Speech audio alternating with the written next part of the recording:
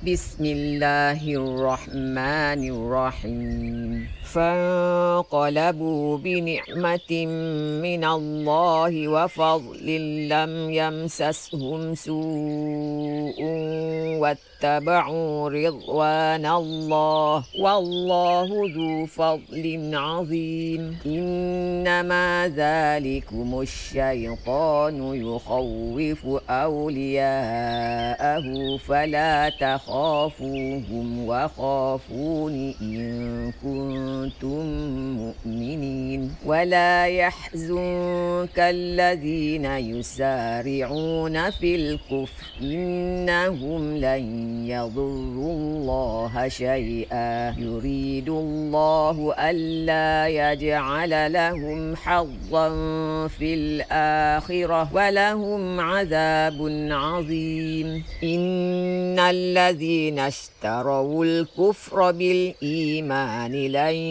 يضروا الله شيئا ولهم عذاب أليم ولا يحسبن الذين كفروا أنما نملي لهم خير لأنفسهم إنما نملي لهم ليزدادوا إثما ولهم عذاب مهين ما كان الله ليذر المؤمنين على ما أنتم عليه حتى يميز الخبيث من الطيب وما كان الله ليطلعكم على الغيب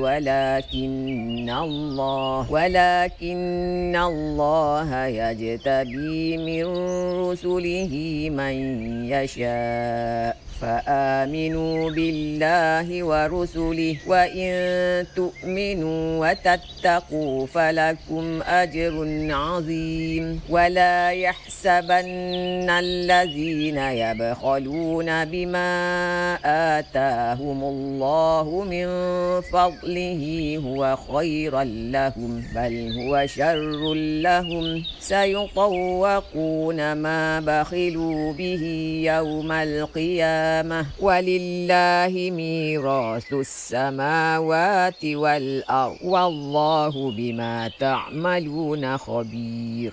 Sadaqallahul Azim. Dengan nama Allah yang Maha Pemurah lagi Maha Penyayang, maka mereka kembali bergembira dengan nikmat dan kurnia, yakni yang besar daripada Allah. Mereka tidak ditimpa apa-apa bencana. Mereka mengikuti keredaan Allah dan Allah mempunyai kurniaan yang besar. Sesungguhnya mereka itu tidak lain hanyalah syaitan yang menakut-nakutkan, yakni kamu dengan pengikut-pengikutnya, yakni yang terdiri daripada musyrikin Quraisy.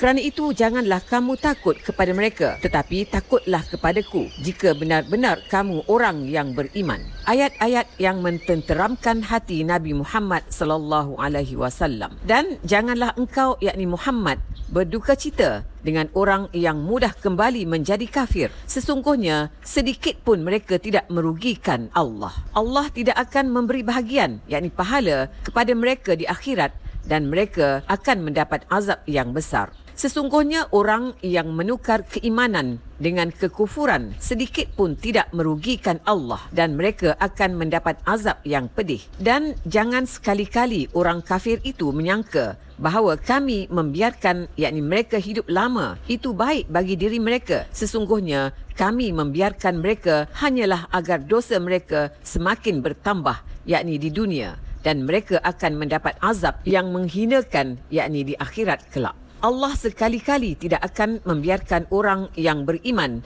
dalam keadaan kamu sekarang ini sehingga dia memisahkan yang buruk, yakni munafik, dari yang baik, yakni mukmin. Allah sekali-kali tidak akan memperlihatkan kepada kamu hal-hal yang gaib. Akan tetapi Allah memilih siapa yang dikehendakinya di antara rasul-rasulnya. Kerana itu berimanlah kepada Allah dan rasul-rasulnya, dan jika kamu beriman dan bertakwa, maka bagimu pahala yang besar. Kebakhilan dan dusta serta balasannya. Sekali-kali janganlah orang yang bakhil dengan harta yang Allah berikan kepada mereka dari kurnianya menyangka bahawa kebakhilan itu adalah baik bagi mereka. Sebenarnya kebakhilan itu buruk bagi mereka. harta yang mereka bakhilkan itu akan dikalungkan kelak di lehernya pada hari kiamat. Dan kepunyaan Allah lah segala warisan, yakni yang ada di langit dan di bumi. Dan Allah mengetahui apa yang kamu kerjakan. Benarlah firman Allah yang Maha Agung itu.